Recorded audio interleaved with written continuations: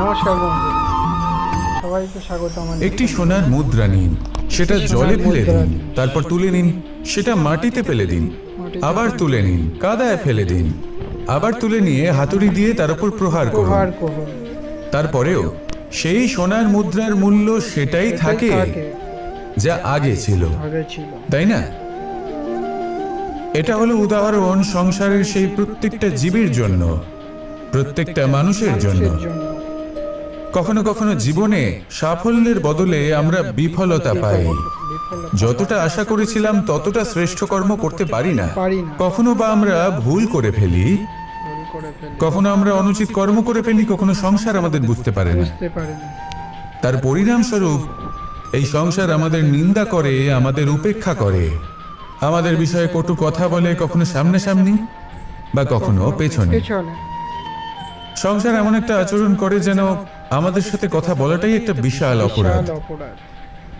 এবার সেক্ষেত্রে কি করা উচিত? মনকে শান্ত করা উচিত। বেশিরভাগ ক্ষেত্রেই এমন সময় মানুষ এটা ভেবে বসে যে তার জীবনের কোনো মূল্যই নেই। তার মনে হয় যে সে এই সংসারে শুধু একটা বোঝার সমান। সে নিজেকে ঘৃণা করতে থাকে। ওর মনে হয় যে তার জীবন শূন্য, কিন্তু তা নয়। আপনি সোনার মুদ্রার মতো। যদি আপনার মধ্যে সেই গুণ থাকে, আপনি শ্রেষ্ঠ কর্ম করেন, আপনার মধ্যে সেই বিদ্যা থাকে, আপনি নিরন্তর প্রয়াস করেন, সৎকর্মের পথে এগোতে থাকেন, তাহলে আপনার নিজের যে মূল্য তৈরি হয় সেটা কোনো পরিস্থিতিতে কোনো ব্যক্তি আপনার থেকে কেড়ে নিতে পারবে না।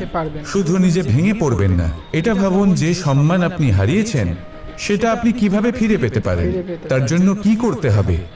যে ধন আপনি হারিয়েছেন সেটা পেতে হবে কিভাবে, তার জন্য কি কি করতে হবে। শান্ত মনে সবটা ভেবে দেখুন, সিদ্ধান্ত নিন এবং অগ্রসর হন। আপনি এই সংসারের কাছে তেমনই হয়ে উঠবেন যেমন আপনার কর্ম হবে। যদি তা শ্রেষ্ঠ হয়, সবাই তাই ভাববে। আসুন আমার সাথে ভালোবেসে বলুন, রাধা রাধা। সূর্য এই সংসারকে আলো প্রদান করে। সূর্যের মনে যদি নিজের তেজের জন্য অহংকার জন্ম নেয়, তখন তার অহংকার ভঙ্গ করে মেঘ। সূর্যের আলো পূর্ণরূপে ঢেকে দেয়। মেঘের মনে যদি নিজের গতি নিয়ে অহংবোধ জন্ম নেয়, তাহলে মেঘের অহংকার ভঙ্গ করে পর্বত। মেঘের গতি অবরুদ্ধ করে দেয়। এবার যদি পর্বত নিজের নিশ্চলতা নিয়ে অহংকার করে, তাহলে সেই অহংবোধ ভঙ্গ করে একটি মূষক। সেই বিশাল পর্বতে একটি ছিদ্র করে দেয়। এবার যদি মূষকের নিজের মনে অহংবোধ জন্ম নেয়, তাহলে জল তার অভিমান ভঙ্গ করে সেই ছিদ্র দিয়ে প্রবেশ করে। আর যদি জলের মনে অহংবোধ জন্ম নেয়, তখন মানুষ বাঁধ নির্মাণ করে তার গতিপথ রুদ্ধ করে, জলের অহংকার ভঙ্গ করে। আর যদি মানুষের মনে অহংকার জন্ম নেয়, তখন সূর্য নিজের তাপ দ্বারা মানুষের অহংকার ভঙ্গ করে। এই সংসারে অহংকার প্রদর্শন করার কোনো প্রয়োজন নেই। আমাদের সবার মধ্যেই কিছু বিশেষ গুণ আছে, আর সবার মধ্যে কোনো না কোনো দোষও আছে। এই প্রকৃতি আমাদের কি শিক্ষা দেয়? কেউ একে অপরের সাথে লড়াই করে না, একে অপরের জন্য বাধা সৃষ্টি করে না, শুধু নিজের কর্ম করে। সূর্য নিজের প্রকাশ দ্বারা বনস্পতি এবং গাছপালাকে জন্ম দেয়। মেঘ বর্ষা সৃষ্টি করে লুপ্ত হয়ে যায়, আবার নির্মিত হয়।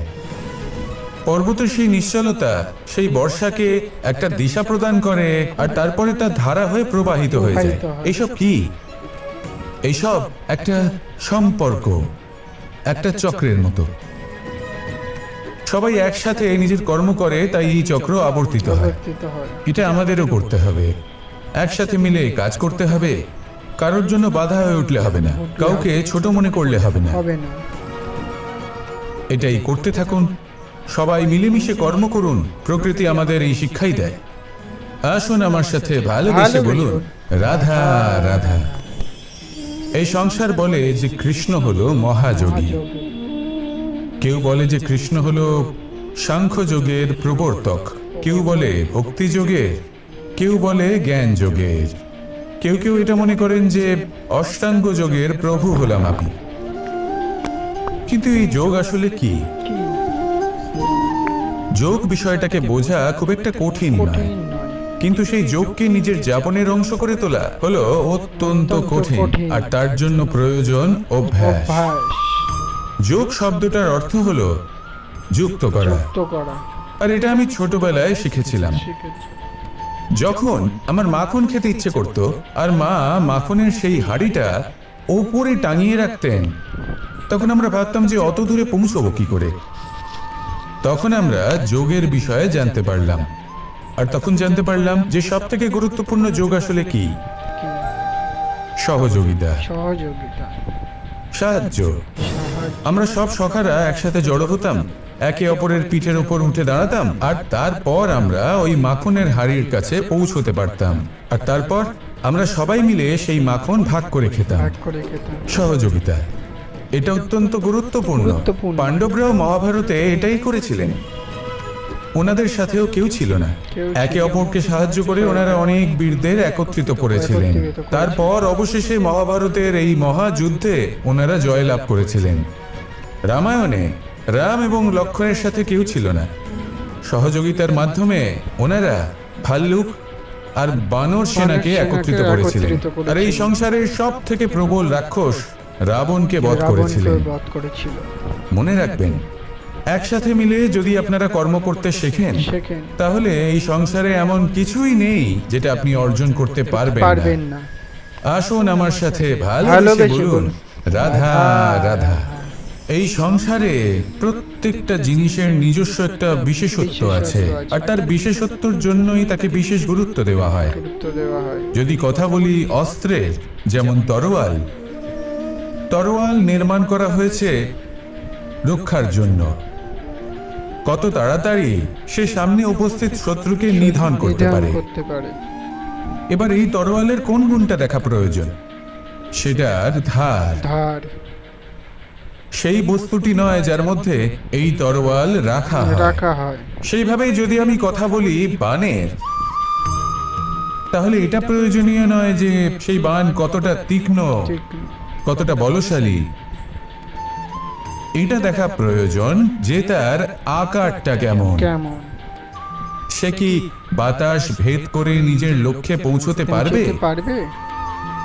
সেটা বেশি গুরুত্বপূর্ণ, সেই জায়গাটা নয় যেখানে সেই বান রাখা হয়। ঠিক সেইভাবেই যদি আপনি কোনো মানুষেরই মূল্য বুঝতে চান, তাকে পরখ করে দেখতে চান, তাহলে তার জাতি, তার ধর্ম, তার রূপ, তার আকার, সেগুলো দেখে তাকে পরখ করতে চেষ্টা করবেন না।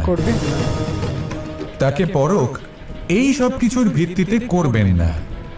তার স্বভাবটা দেখুন, তার গুণ দেখুন, তার প্রতিভা দেখুন, তার কর্ম দেখুন, কারণ এটাই সেই ব্যক্তির আসল পরিচয়, এটাই হলো তার অস্তিত্ব। যখনই আপনি কোনো নর্তককে শ্রেষ্ঠ নৃত্য প্রদর্শন করতে দেখেন, তখন আপনি কিন্তু এটা ভাবেন না যে সে কোথা থেকে এসেছে, সে কি খায়, ওর বন্ধু বান্ধব কারা। আপনি তার নৃত্য দেখেন, ওর শিল্প দেখেন, সেটারই প্রশংসা করেন, সেটাকেই সম্মান করেন। সেইভাবে এই সংসারে সকলকে সম্মান করুন, আর এই সম্মানের আধার হওয়া উচিত তার গুণ, তার স্বভাব, তার কর্ম, তার রূপ আর তার বেশভূষা নয়। আসুন আমার সাথে ভালোবেসে বলুন রাধা রাধা। সবাই বলেন যে জীবনে কাদের সঙ্গ লাভ করছি সেটা খুব গুরুত্বপূর্ণ।